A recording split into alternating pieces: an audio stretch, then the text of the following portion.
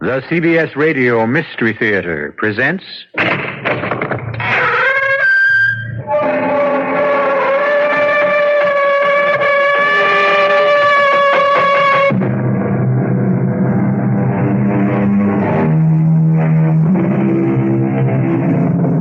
Come in. Welcome. I'm E.G. Marshall. I'm sure you will agree that almost every religion holds that the soul is immortal and recognizes a life after death. However, we're going to be telling you about people who believe in reincarnation, and they have a somewhat different approach to immortality. Those who believe in reincarnation are convinced that your soul lives on in another person's body in a later life. Some men and women even claim they remember bits and pieces of their former lives. I see a gallows. It's a hanging. I can hear the creak of the gibbet and the rattle of chains. I hear them plainly. There are people watching. People dressed strangely. Dressed in clothing of a different century. Some of them are eating and drinking. They're enjoying watching a man hang. A man like me. Me. David Matson, who lives today. I see them. And they're hanging.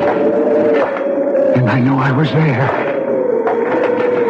I was there.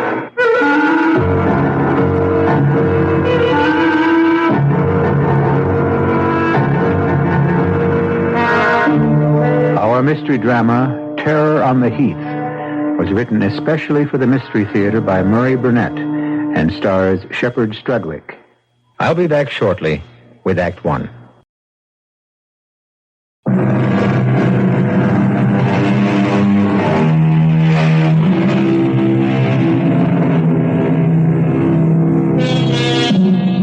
Are you a browser? I mean a browser in a bookstore? If you are, you will readily acknowledge that bookstores are sectioned off with books in various classifications. One of the largest sections has become the how-to books. On those shelves, the reader can find a book that will tell him how to do almost anything, from painting or sewing to making a harpsichord.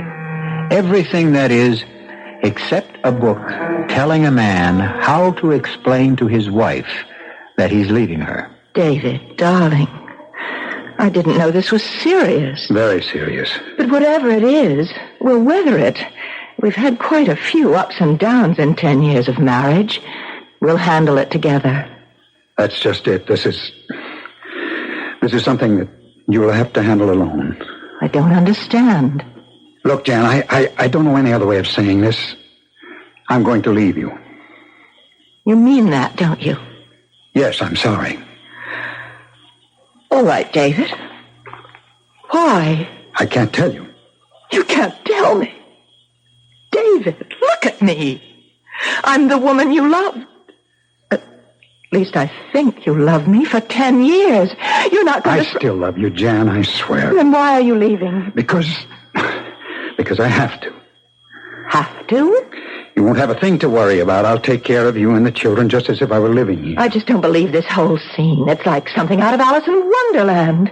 Or Edgar Allan Poe. What? I think $2,500 a month should cover everything. But if you need more... What did you mean about Edgar Allan Poe? Nothing. Is $2,500 going to be... You're using words as a smokescreen to hide the truth. We've never done that. I guess there's no way a man can ever tell a woman he's leaving. All I want is the reason why you're leaving. That's just what I can't tell you. What are you going to tell the children? Isn't that your job? You're the one who's leaving. Oh, David, this isn't like you. What's happened? I wish it was something simple and less cruel, like being able to say, Jan, I've fallen in love and I want a divorce, but it isn't like that at all. Then what is it like? A horror story.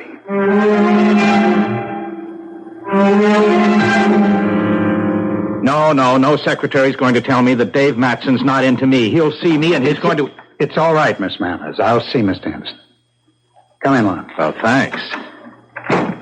Now, what's this business about your leaving Jan all about?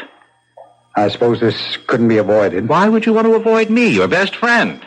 What is all this stuff about horror stories and Edgar Allan Poe? Oh, it's just a figure of speech. Oh, sure. Just enough to make you walk away from what I know was a good marriage. Thanks, Lon. And you're going to tell me why you're doing it. But only if you give me your solemn promise that you won't tell Jan or Cecily.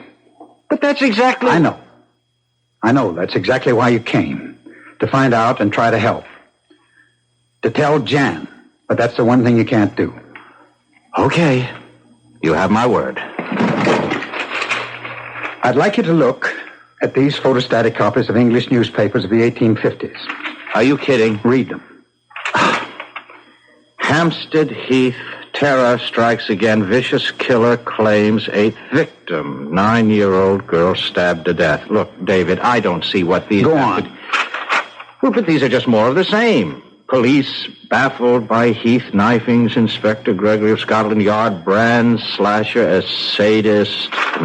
That's enough to give you the general idea. Yes, it's also enough to confuse me thoroughly. What the devil? The devil, that's a good word. Ever hear of reincarnation, Lon? Oh, no. Now, wait a minute. You're not going to try to make me believe that you... are the 20th century reincarnation of this madman. And that should make it obvious why I must leave Jan and cannot tell her why. And you believe this on the basis of these newspaper clippings? Not quite, Lon. There's more, much more. It was incredible to me at first. When was first? About 6 months ago. I read a book by Robert Ripple, a book that was a factual account of the lives of 3 notorious criminals of the 19th century. I was impressed by the writing and by the author, an assistant curator of the 19th century wing of the Museum of English History. There was one criminal in particular that fascinated me. I somehow felt I knew him. This Hampstead Heath knifer? Right. And that was when I had the first dream. Dream? Yes. I had a few drinks with Bob Ripple before coming home, and we talked about some changes. And I dreamed I saw Hampstead Heath quite clearly. It's really a forest, you know. And then along a walk outside the forest, I saw a woman's figure. I ran after her, and she turned to face me with her hands outstretched, not to welcome me, Lon, to ward me off. And when I saw her face, it was streaming blood. Blood from knife slashes, and then I woke up. All right. So you had a nightmare. That doesn't prove... That was only the first. They began to come more and more frequently, and in greater and more monstrous detail, with women and young girls, and blood, and... I don't want to open it up. Well, all right. I'll grant you it's pretty rough, David, but still... Okay, come on around behind my desk. What do you see in the drawer? A knife. Not just any knife, Lon. That's a switchblade with a spring, lethal and illegal. Okay, when did you get it, and why? I don't remember buying it, and I have no idea of how it got there. But I distinctly remember the first time I saw it there. It was the day after I had my face slapped by a girl I'd never seen in my life and been called a murderer. What? I was coming back from a lunch with Bob Ripple, the author of the book that opened the floodgates. A rather attractive girl in her early 20s approached us. I don't know exactly how it happened, but suddenly we found ourselves face to face and started to indulge in that ridiculous waltz of both stepping the same way to get out of each other's way. Oh, I know. Suddenly she looked full at me and hissed, "Murderer," and fainted right there on the sidewalk. Well, she was sick. That was what Bob Ripple kept telling me as he hustled me away. But why would she call me a murderer? Well, I don't know. She's the one with problems. There's nothing wrong with you. Lon, do you think it's possible that maybe this girl was the reincarnation of one of this killer's victims, and she recognized me as this killer? Oh, no, I don't think it's possible, but obviously you do. It was the next day that I saw the knife in my desk. Look, Dave, you're in a state. How would you like to see a face, Lon? My face. My face on the picture of a 19th century killer. What? Come with me and I'll show it to you. Lon, This is Robert Ripple, assistant curator of the 19th century wing of this museum. Ah, nice meeting you. Pleasure. Bob, on our way to the room with the photographic exhibits, would you fill on in? Glad to.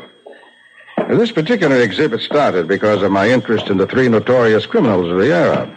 Naturally, I collected all the newspaper clippings, stories, drawings, and photographs I could find and placed them in the room along with other items that are germane to the collection.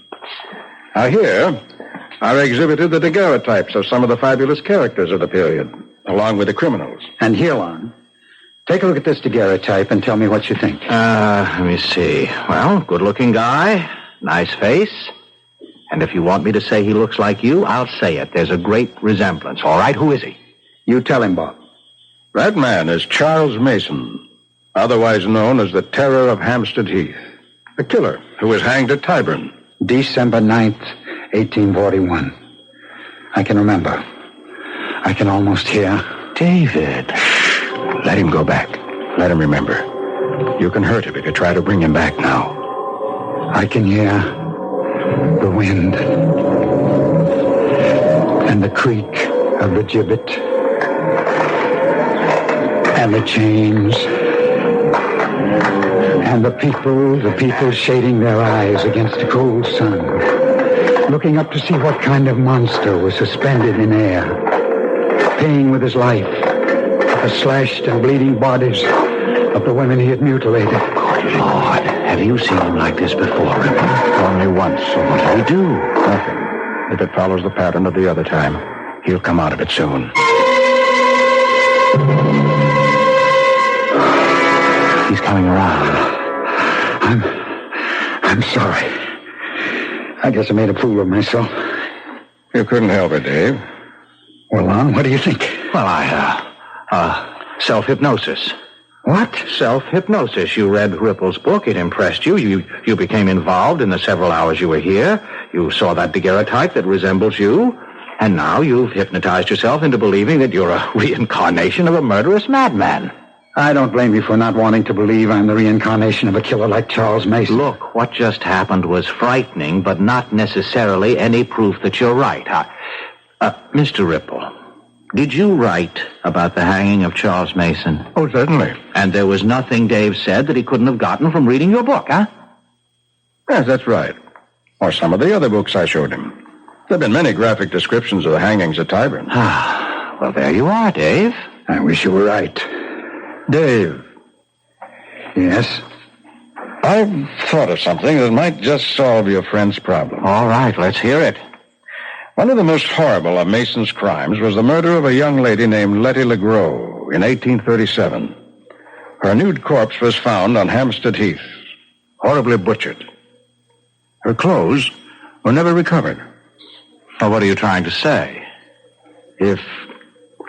If Dave could remember what clothes Letty LeGros was wearing when But she how can we check out whether I'm telling the truth? I can give some kind of a description, but you just said nobody ever... You'll have to trust me, Dave. I believe there might be a clue if you're willing to give it a try. Of course. Shall we go back to the gallery? No, you stay here. I'll go fetch the daguerreotype of Mason.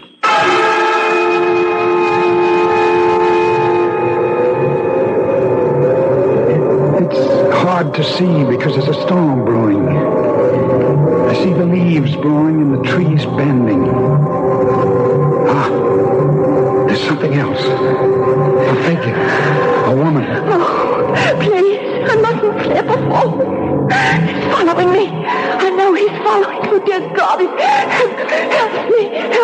I see something glowing. A dress, yes. It's a dress, a long dress.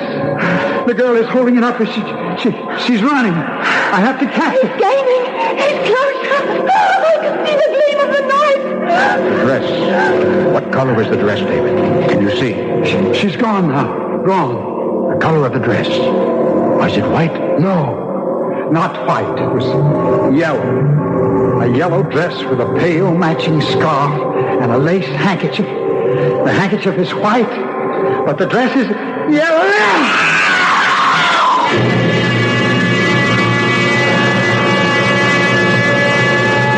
There have been some fairly convincing arguments on the side of reincarnations.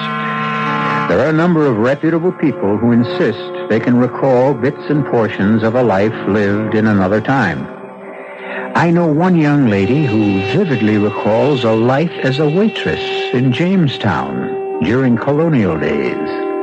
But I don't know of anyone who can recall being a murderer. I'll be back shortly with Act Two.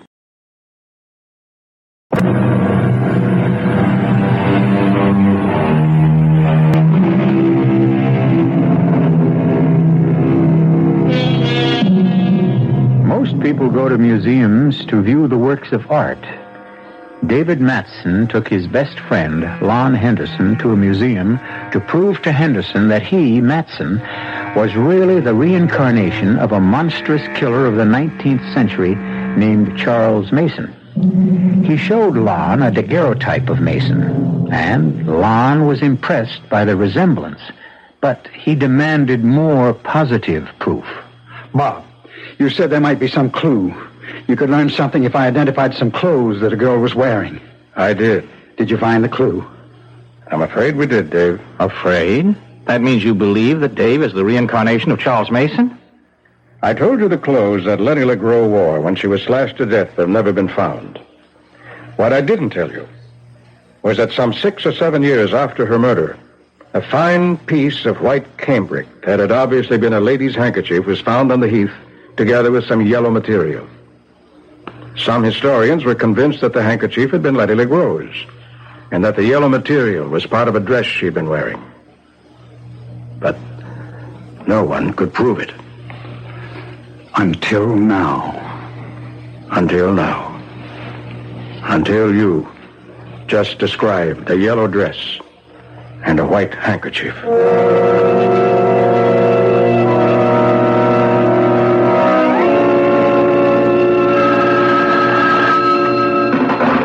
Hello? Mr. Robert Ripple? Speaking. Oh, this is Mrs. David Matson. You don't know me, but... The wife of the publisher? Yes, that's right. I'd like to come and see you. What about? My husband. And the reason he left me. My dear Mrs. Matson, I find this conversation most strange. You, a perfect stranger, calling me to discuss your marital problems? Why in the world would you believe that I would I be... was told to call you. By whom? Lon Henderson. Well, I can't understand why Mr. Henderson referred you to me. Well, because he's our best friend. And I badgered him into distraction. He finally gave me your name as the one... He also has the information I have. But that's all I want. Tell Mr. Henderson I find his putting you on to me cowardly. Oh, Mr. Ripple, please. I have no intention, Mrs. Matson, of seeing you or discussing your husband and his actions at any time, now or in the future.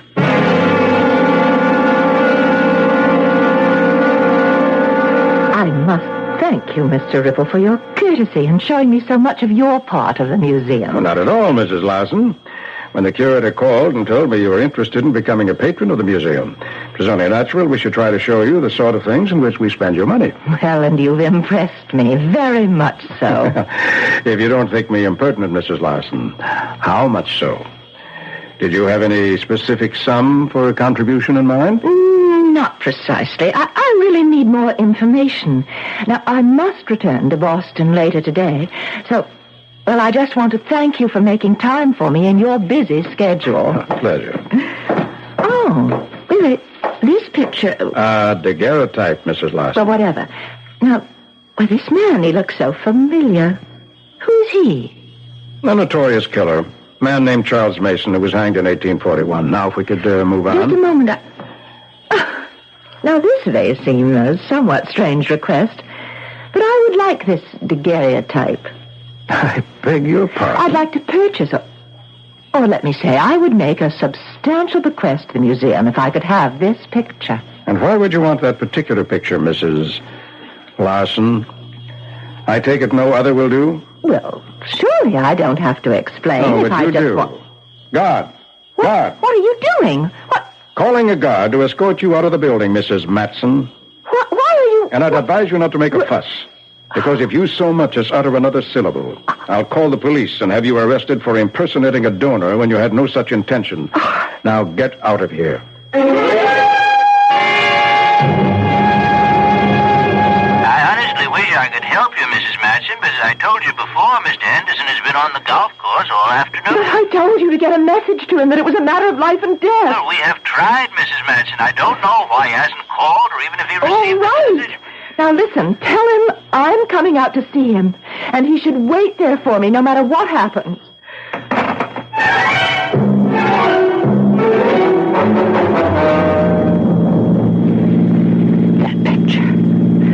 That picture.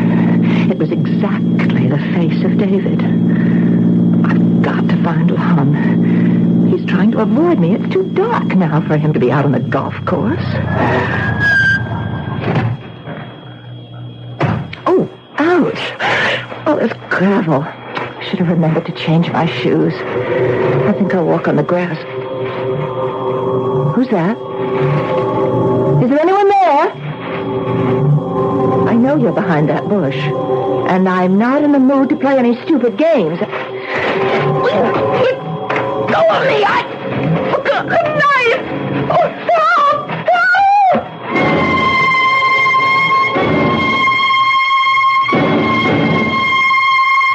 Oh, Jan, do you realize that guy could have killed you? I don't know. I don't know why he came at me. But I'm very glad you got there when you did. Well, I didn't. I missed catching him. Didn't you see his face? No, he came up from behind me. He circled around the bushes. Oh, I see. Do you think you should stay in this house alone? Well, why not? It's my own home. But, Jan, you're not completely recovered. I appreciate your concern. They'd never have let me out of the emergency room at the hospital if they didn't think I was okay.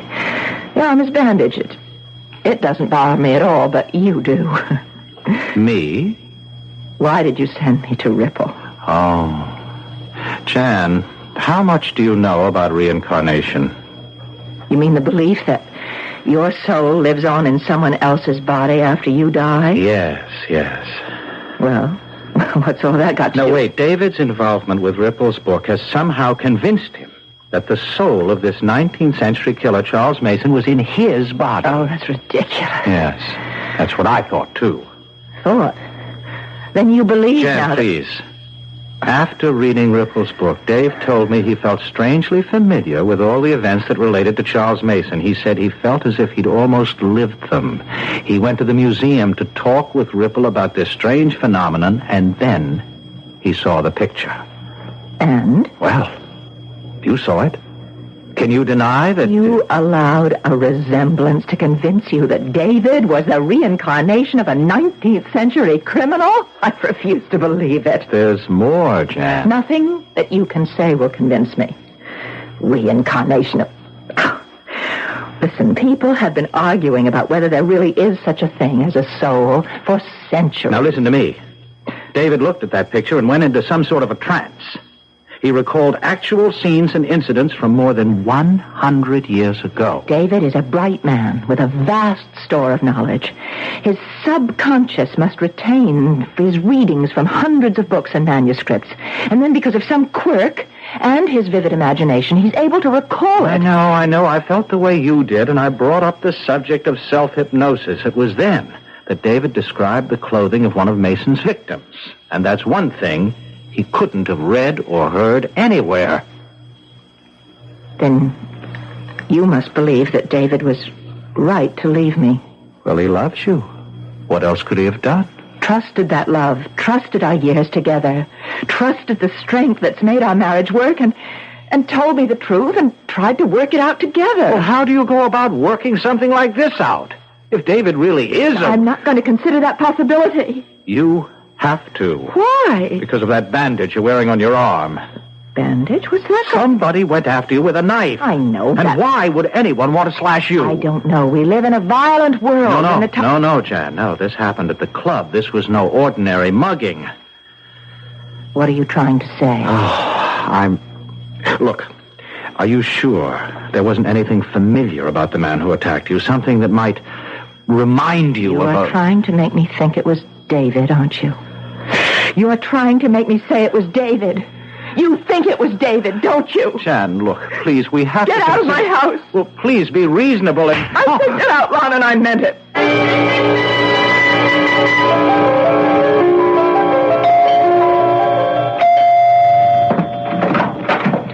Oh, Lon, Oh, I'm so glad you came. Now, I apologize for my behavior the other night. There was no excuse. No.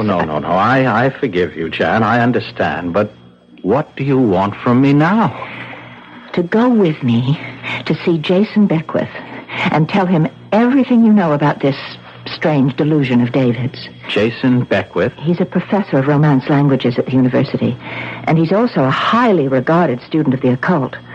I shouldn't say student. He's an acknowledged authority. Jan, have you seen today's paper? No. Then you haven't read the story about the woman who was killed in the park last night?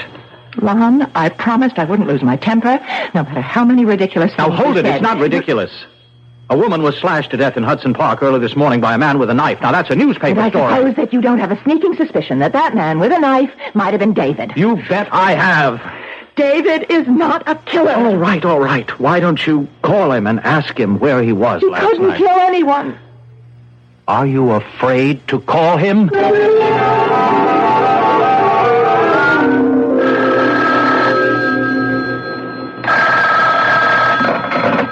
Hello? Oh, David, darling, how are you? Jan. Look, Jan, if you didn't get the check, I'm sorry, but I really have been bombed out for the past few days. I don't remember Bombed out? whether... What kind of talk is that? Look, Jan, I'm not the guy you knew. Don't you try to tell me who you are, David. You're talking to the girl who married you. You just don't know what you're up against. But I do. I do know. You know? I know exactly what you believe, and I also know it's a lot of nonsense. Oh, darling, I want you to come home. Lon should never have told you. He betrayed me and did you no good. I can't face you now, ever. David, listen. Well? He hung up on me. Mm-hmm. And what about last night? He couldn't remember. Well, I guess he must have been drinking. Bombed out was the phrase he used. Which amounts to admitting that he doesn't have an alibi for last night. He doesn't need an alibi. David is not a criminal. He thinks he is? Well, he's getting a lot of support from some of his best friends. Jan, please believe I fought it. You weren't at the museum. You didn't see and hear what I said. And you haven't lived with David for 10 years. You think you can ever know David as I do? Oh, well, how can I answer that? Oh, don't try. Just come along with me and keep the appointment with Professor Beckwith.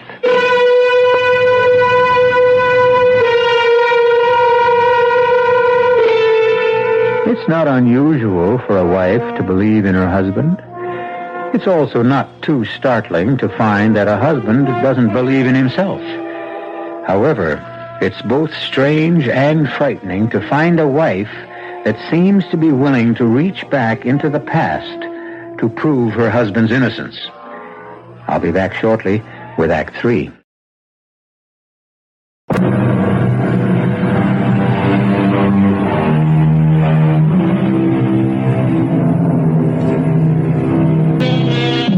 The power of love against the power of death. The power of good against evil. Most of us like to believe that good will triumph, but very few of us are ever asked to put our belief to the acid test. Janice is doing just that. She refuses to believe the evidence that her husband David is the reincarnation of a 19th century killer. And she and her husband's best friend have come to an appointment with an expert on reincarnation and the occult. Remarkable. Most interesting. In fact, one of the most remarkable stories I've ever heard. Professor, you can take my word for it. I saw just what I told you. Nothing came from my imagination. My dear Henderson, do stop calling me professor, and do stop being so defensive. I know you told me the truth. You don't mean you believe David is a reincarnation of that killer? My dear Mrs. Matson. Jan. My dear Jan, before I can answer that question and before you panic, you have to understand more about the whole theory of reincarnation. That's why we're here. Now, reincarnation is part of some, but not all, Oriental religions. The belief that the soul needs to be reborn, and final liberation and release from this need is the highest possible achievement. But why is there a need to be reborn? Because of impurities in the soul. Oh, or sin, Professor? I'm sorry, Mr. Beckwith. The final liberation of the soul, Henderson, is possible only for a human being who has attained purity of thought. And if one doesn't have this purity of thought? Then a new life is generated from an old, just as a new candle is lighted from an old one. A new life, you said? That's right. Completely new and completely different? Trying perhaps to rid yourself of impurities? Possibly. Well, then, how do you account for the almost total recall that Dave had for the events and crimes connected with Charles Mason? One explanation would be that he remembers them. But if David were striving for a new life... I didn't say there wouldn't be traces and memories of another life. And I believe David has surfaced these memories. But that doesn't necessarily prove David Matson is the reincarnation of Charles Mason. Well, how else could Dave have known He about could have experienced the things he recalled as a spectator. Oh, no way, Beckwith. I was in the museum and you weren't. I saw and heard a deep emotional involvement on Dave's part. He was no spectator. Henderson, you've just put your finger on the single most significant bits of evidence in this whole strange history. In fact, it's the cornerstone of the theory I'm beginning to form.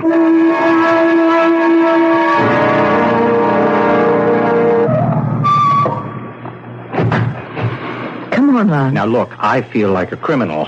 Now, don't be silly. But I'm setting David up. He thinks he's going to see me, and wait till you see the look he gives me when you walk into his office. Come on. Where are you going? We're going in the back way. Oh.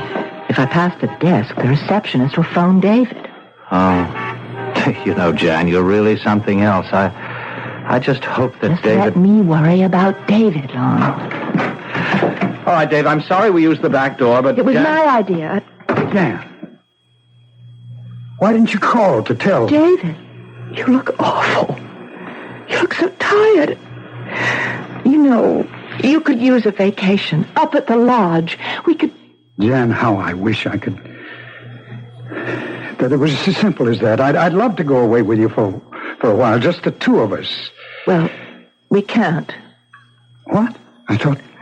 I mean, we've got some work to do first.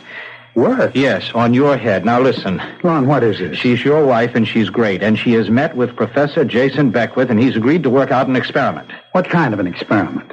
Well, I think Jan had better explain it, since she's also going to be part of it.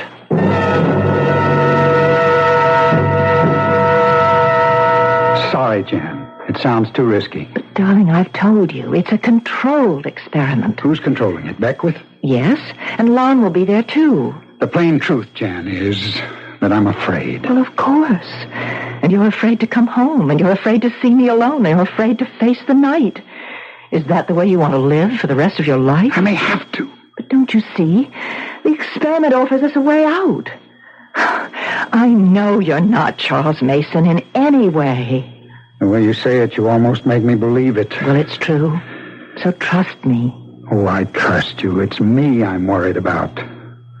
How's your arm? Oh, it's much better. You can see it's out of the sling. The police haven't found who attacked you yet. They're working on it. Now, when do you want me to arrange for this? Badly hurt. Now, it's just a surface cut. Now, listen, David, darling. Excuse me, I'll be back in a moment. I'm not feeling... David? I'll be with you in a minute, Jan. Lon, go after him. What? Go on, hurry. David. Oh, darling, don't. Put that gun down, Dave. Don't.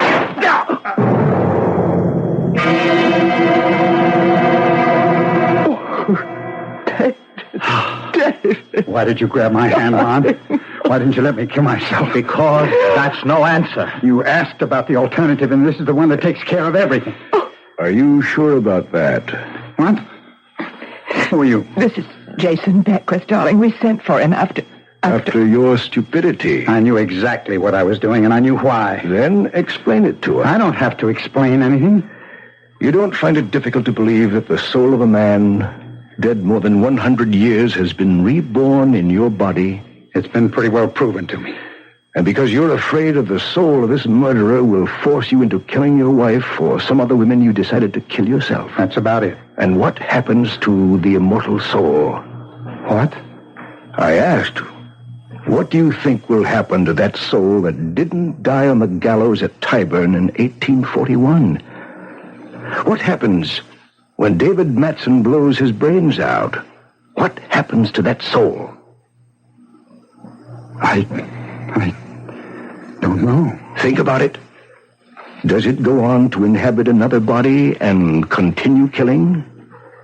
I wouldn't know that.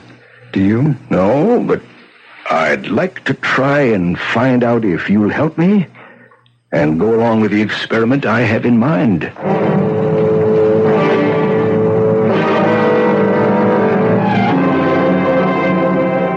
You want to go ahead with this, Dave? Yes. Okay. But I'm under orders to inform you that this will be the last experiment into the past conducted on these premises. And the professor's briefed you on what we hope to accomplish here tonight? No, not completely. I assume it's a continuation of your trips into the past. With some additions, Mr. Ripple. Those marbles you have in that bag? Right. Interesting. I assume they're going to play some part in the proposed experiment. Oh, they are. As will the clothing I have in this box. Is that a knife? It is. With a sharp blade? As sharp as I could get it. And don't you think that... I believe that on the top floor of this museum there's a long, narrow corridor which runs the length of the building? Correct. Connects two rarely used storerooms. I must warn you, it's probably very stuffy up there. Is there a window we can open?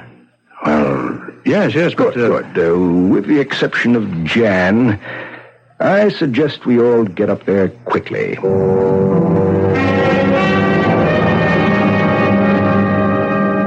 Excellent, Mr. Ripple. A corridor just as you described it. And now the window's been opened, and we're all gathered here ready to start. I thought Jan was... She told me she had to be part of the experiment. Oh, she'll be along later, David. There were some things we had to keep from you. Ripple, is there any way you could light this corridor better? It's fine the way it is. I'll move down the corridor. Can you see this? Something shining. The knife is quite visible to anyone with normal eyesight, Professor. Good. Now, Henderson, if you'll station yourself about halfway down the corridor and wait there, and don't touch the marbles. Oh, don't worry. Never was any good at shooting marbles, Beckwith. Where do you want me, Professor?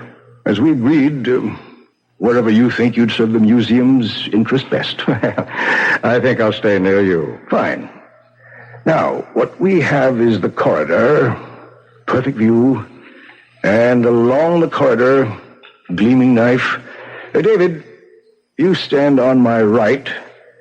Mr. Ripple, that puts you on my left. Mm-hmm. And we all agree the corridor is quite empty. Now, Mr. Ripple, may I have the daguerreotype? Here you are. Thanks. Now, David, look closely at this face. The face of a man named Charles Mason. And David, as I drop the marbles one by one on the stone floor, they'll start to bounce. And bounce, back through the years. Listen to them bouncing down the long corridor of time. And the years slide by, alive with the echoes of the past. Do you see them, David? I see them and hear them. Ripple. I'm walking along near the top of the hill on the Heath, and I see a single horseman. He's silhouetted for a moment against the moon. He comes riding, and he stops. He dismounts, and he hides so carefully in the bushes. Beckwith, for heaven's sake, what's happening? That's Ripple. He's under two. He thinks he's there. They stand stone still, the man and the horse. The bushes hide them. A lady She's walking. She has a cape with a hood. I can't see her face. Jan, be careful. Pretty lace and pretty face. I know help against sharp steel. No, it's Ripple. He's got the knife. He's down the corridor. Jan, look out! I've got him. You're not going to touch him. The window, Dave. Watch the window. Dave, there's a knife! Help! Help me!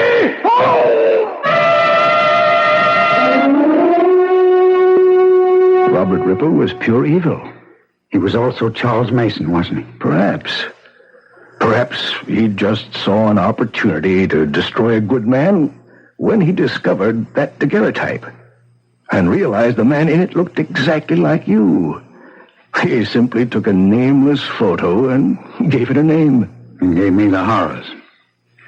But, Professor, isn't there any chance of finding out who the man in that picture really was? I'd like to know his real name. Oh, David, my darling. Let's just live in the 20th century. I admit it's difficult enough, but it's our very own.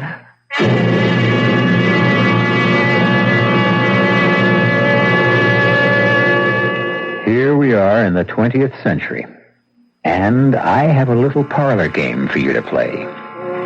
Imagine yourself as some famous character in history whom you know and admire. Okay?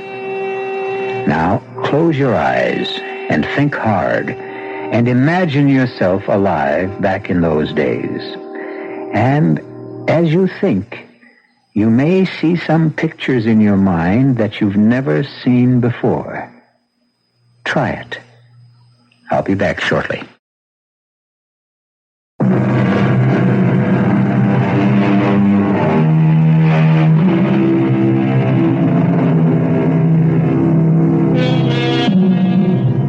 I find this whole question of reincarnation fascinating. But there's an area that's not very well covered in the books and essays that have been written. And that is the question of animals and their souls. Do they possess souls? And indeed, do they return in some form as some other animal? Or, which I don't like to believe, are those of us who sin greatly reduced to becoming animals before we can stop trying to be reborn? Our cast included Sheppard Strudwick, Marian Seldes, William Redfield, Alon Clark, and Chris Gampel. The entire production was under the direction of Hyman Brown. And now, a preview of our next tale. They are talking. But they're fine people, Mabel. It doesn't hurt us. Well, some of them even think your wings are fake. That you just stick them on that way. That you're really some kind of a nut. Well, let them think what they want. Eberhard? Yes, dear? Sit down. Huh? Please. And I don't want you to get upset or excited or anything. Well, when did I ever get excited? And don't interrupt, please. Oh, I wouldn't think of it. Well, my patience is at an end, Eberhard. This cannot go on in one way or another. We've got to find a way to get rid of those awful wings. We can't possibly do that. Why can't we? They're embarrassing. They're expensive. They're useless. They're making us the butt of unfunny jokes from everyone in the neighborhood, and what's more, they're getting away, Eberhard. Eberhard Edwards, those wings must go.